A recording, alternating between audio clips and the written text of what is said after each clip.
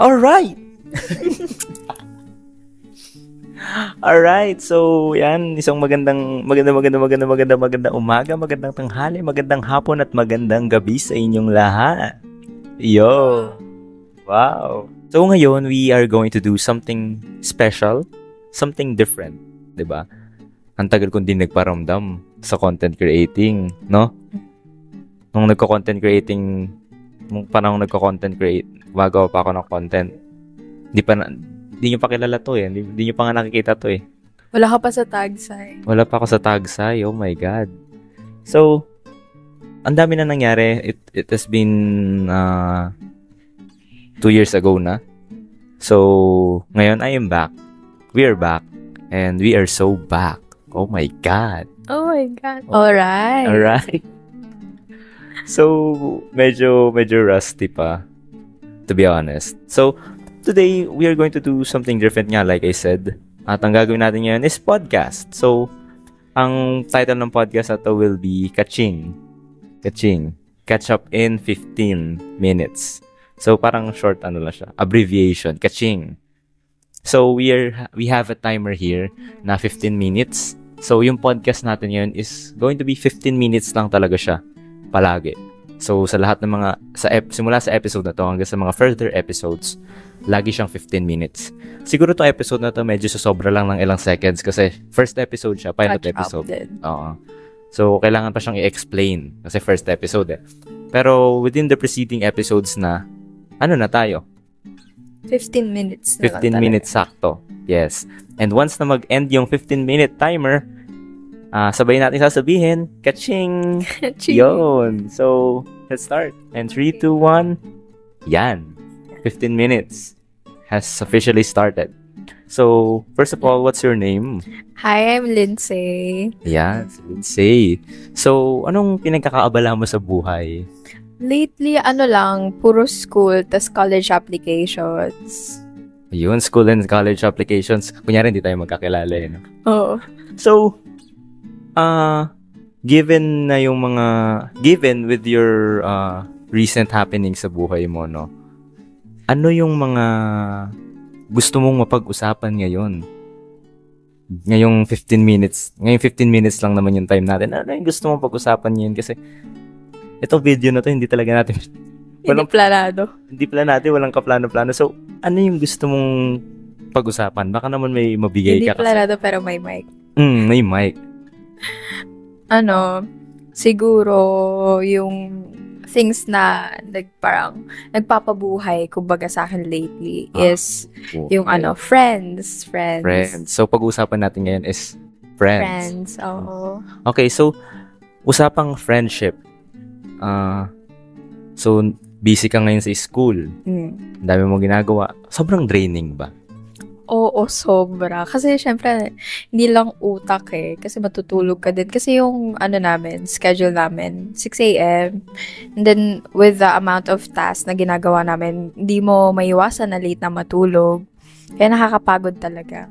Yes. Syempre, na tayo ngayon eh? Grade 12, turning college. Baka sabihin ng mga third year college dyan. No? Wala pa yan eh. Wala pa yan. Wala kaming pake, boy. Hindi. Siyempre, dito napapasok yung Science High School Cloud. Yes. So, ayun nga, nakakapagod. So, paano natin mako-connect yung sinasabi mong friendship dyan? Ngayon, di ba, sa sobrang busy ng mga bagay-bagay, it's really easy to get lost with the amount of things that we're doing. And for me, one of the things that, parang initiates me to kind of slow down na parang, hey, hindi pa katapusan ng mundo is yung mga kaibigan ko.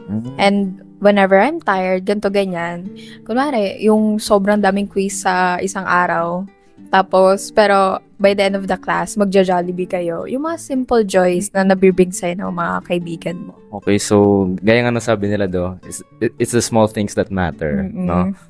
So, meron ka bang mga specific friend groups or kung sino man yan na tinutukoy mong friends na talagang nagpabuhay sa'yo and paano sila naging significant, no, sa buhay mo para magpatuloy sa kung ano mga challenges na kinaharap mo So, ang kino-consider ko na, most important friend, kumbaga na meron ako, or most remarkable friend that I have is Christine. Christine Romero, if Oh my you're God. watching. Hello! Hi! So, siya, actually, nung grade 11 lang kami nag-meet. Pero, kasi transfer din siya like you. And then, sobrang nag-click kaming dalawa. As in, yung daldal ko sa kanya, never na-reach yun ng ibang kaibigan ko. Kung gaano ako ka-open sa kanya, hindi ako ganun sa other friends ko na kahit grade 9 ko pa kasama. And she's really, really different. Like, parang, sa isa't isa, parang kaming, alam mo yun, parang nag-gravitate kami towards each other, tas na-understand namin yung, mga sinasabi namin. Kasi minsan, may pagka-yapper din talaga kami. And yung, tingin ko yung sa iba kong mga kaibigan, wala talagang ganon. Pero with her, ganon din siya. Tapos ang funny pa, naging close kami because of, an oral comm project. Magkatabi kami nun. Tapos within those like 40 minutes lang ba yung dati? Mga 40-50 minutes, di ba? Mga around ganun yung time na subject natin. So sa buong time na lang yun, nakwento na namin buong buhay namin. As in, nakwento niya na kung paano siya muntikan na mamatay. Na muntikan lang siya masagasaan, but not like super And yun, parang ever since then, sobrang parang I felt like I found my friend. Kasi iba yun eh. When you have other friends, there would still be a one friend that would stand out among the rest. And for me, that's her. Nung grade, junior high ko, parang na-realize ko na wala nga akong ganun na yung walang BFF na BFF talaga.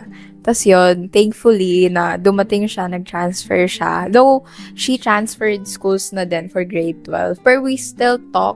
And one thing na sa friendship namin is that even na iba yung schools namin, halos every week or every month kami nagkikita. So, that's how dedicated we are. Ayun. So, given with what you've said, no, sobrang lalim na. Oo, sobrang lalim na. For 1 year plus pa lang kami magkakilala. Grabe, no? That's sobrang rare nung ganun. Oo, sobra. Because some friendships take a lot of time bago ma-develop talaga. Bago siya fully ma-hone, no? So, ayun nga. Andiyan si Christine. So, ano ba yung tawag doon? Kasi, given nga na sobrang lalim na ng pinagsamahan nyo, and halos lahat ng buong buhay nyo na-share nyo na sa isa't isa.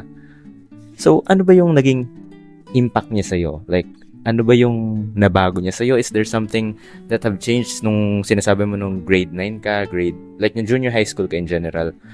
Ano ba yung particular na nabago sa'yo? Ano ba yung difference na itong mga friend group mo nung junior high school is ganito siya as compared to ngayong senior high school na naging friend mo na si Christine? For me, one thing na Christine really helped sa akin is to help me grow as an individual. I think with her, kasi parang sobrang daming perspectives na narinig ko sa kanya. Like, whenever nagkukwento ako, she would always tell me about her insights, and then she would always tell me about her experiences, and through that, I learned things. And if i-compare mo to what I was nung junior high, I feel like I'm a much better person now. And ayun, one thing din na niya talaga sa akin is she taught me how to enjoy. Kasi dati, yung mga ganto-ganto, yung, kunwari, kakain sa labas, kanya, na for the sole purpose na kakain ka lang, hindi ko ginagawa yun. Kasi feeling ko wala siyang point. Kasi parang wala ka namang goal na ma-achieve. Pero yun, with her, I learned na, okay nga, no? Na parang, there are really times na you just need to slow down. Like, parang, go on self-dates. And that really, helped me parang grow as a person, kasi I think I understand myself better na. And with that, ko na din, na pro-project ko na din siya somehow to other people and to my other friends, ganon. So technically, Christine helped you to have a clear direction na sa kung ano man yung mga endeavors mo sa buhay, no? So, maganda rin yun no? Like, minsan kasi sa buhay natin talaga, there will be a point na feel natin ang lonely natin. Kasi minsan, relatable to sa lahat. Very relatable to halos sa lahat ng mga tao ngayon. And sa mga Gen Zs particularly, na meron tayong mga friend. Pero alam natin na yung friend natin na yun is may iba ring friend group. Oo. Parang hindi siya yung friend mo lang taga na alam mo na parang if ever na there's a place na you're not welcome, parang yung other friends na yung pupunta pa sila doon. Yes. Pero that one friend, she would stick with you. Yes. So, technically, naging bahagi na ng buhay mo si Christine ng ganyang kalalim to the point na hindi na siya friend, best friend. I think I can conclude na kapatid na. Oo. More like a family. Yeah, more like a family. Kasi, sobrang sobrang lalim na yan. Like, heart to heart na eh. Heart to heart na yung na-share nyo sa isa't isa. And, given nga nung mga bagay na yan, nagkaroon na ba kayo ng tampuhan? Tampuhan? Yun, hindi pa. Hindi pa kami nagkakaroon ng tampuhan. Kasi we're always very upfront about sa isa't isa. At saka yung, kunwari, simpleng mga like, call-outs, ganyan na, hey, I don't think na tamang gawin to. Kasi mostly sa mga, age natin, sa mga people na nasa ganitong age, they're very, close-minded pa rin. Egoistic. Oo, egoistic pa rin sila. Which is understandable naman kasi syempre, just coming out of puberty. Pero yun, with me and Christine, kapag gano'n, we don't take it as like an attack. Parang, we're very open. Kaya din, yun din yung reason kung bakit tingin namin napaka-healthy ng friendship namin. Okay, so very open nga kayo. Kaya nga nasabi mo kanina, like, open siya sa pagbibigay ng insights. No? And so as you. No? So, ibig sabihin, wala na. Nablanko na ako. Hindi. Yun nga. That is one of the characteristics, no, na kailangan din siguro sa mga nanonood, payo na rin na siguro i-adapt din natin to or i-normalize natin yung mga ganitong scenarios, no? Siguro kaya medyo loner tayo. Siguro kaya medyo feel natin hindi tayo nagkakaroon ng mga genuine friend. I think it's because baka may mali sa atin or baka meron tayong mga specific habits na kailangan natin gawin. Tulad ng ganyan, pagiging open-minded, no? Like you are open for critiques. Don't be afraid na mag-call out ka ng friends mo, ganyan. Yes. Kasi, issue rin ngayon yung, toleration. Especially sa mga relationship. Yan. So, eto, kilala ko na siya. Yung pinag-uusapan namin niya is purely impromptu. And, for context lang, pulis to eh. Pulis. Yes. Kasi yun din, nasanay din ako kay Christy. So, ito other people na parang normal na lang sa akin mamulis. Ayun, so that is one of the benefits na na-gain niya. Yung pagiging pulis. Ngayon ko lang din nalaman na nakuha niya yung pagiging pulis na yun. Isipin mo, diba? Nagkaroon lang ako ng isang kaibigan tapos naging pulis na ako. Ayun. Hindi mo na kailangan PNPA. Hindi na. Na ako, double course. So, ayun nga. Benefit yon, no? And for context lang kasi, napaka-pulis nito, man. Like, pag nakita niyang may mali kang ginagawa, anuhin ka na niya eh. Like, kahit sa mga project, ganyan. Sa mga group work. Pag may nakita talaga siyang mali sa'yo, hindi siya mag-hesitate na i-call out yan na I think parang mali yan, ganyan. So, expect mo na, pag kaibigan mo siya, para kayong nasa open forum pala. Oo. Ganun, parang ganun na eksena. Pero, it's not a bad thing. It's a good thing actually, kasi those are the friends that truly value you. Ayun yung talaga nagbibigay sa'yo. They care on, kasi makaka-affect yung mga decisions mo with your future. So, if you're not gonna call them out, then who will? Then, ngayon din kasi, parang yung mga sa generation natin, kasi diba nauso yung pandemic. So, nauso yung mga pagiging low-key. Ganyan. First si Keith, di siya low-key nung pandemic. Very famous siya mga time na yun. Kaya nasana yung mga tao na pinuput under the rug lang yung mga issues. Pero, yun nga, sabi mo, that's the thing na we need to normalize, like calling out, being open. Kasi, wala ka din naman talagang magigain Yes. if you're just gonna hide. Yes. So, ayun nga. So, napag-usapan na natin si Christine. Napag-usapan na natin yung benefit niya, yung impact niya sa'yo. And how she entered your life. And kung nagtampuhan na ba kayo, hindi pa. Bukas. Hindi kami ganon. Ay. Tapos, ang ngayon naman, ang gusto naming malaman, ang gusto parang dami natin, parang ang daming viewers na. Gusto ko namang malaman, na siguro naman yung mga nanonood ngayon is, gusto rin naman siguro nilang malaman to kung by now nahuhook na sila sa panonood.